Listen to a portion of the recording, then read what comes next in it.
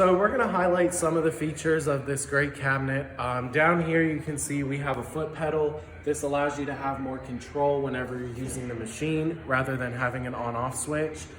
We also have an exterior pump. This pump is very capable. It puts out 1700 PSI, so it's very capable to get deep into those parts and scrub that grease and oil off, as well as make sure the part is clean post-process. You also have a wiper up here. This allows you to see a lot easier into the cabinet whenever you are using the parts washer. If we step to this side over here, we have the heater.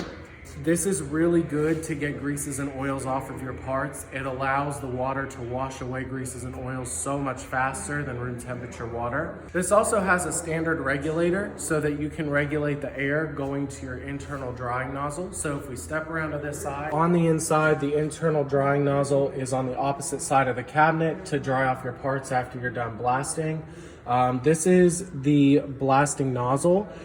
This has two separate settings. There's a fan and a jet setting, so you can set your spray how you would like your spray. And you can see we also have two 2-foot LED light strips for maximum lighting inside of the cabinet at all times. You have one in the front so that the front face of your part is lit up, and the top so that you have a general overview of the light.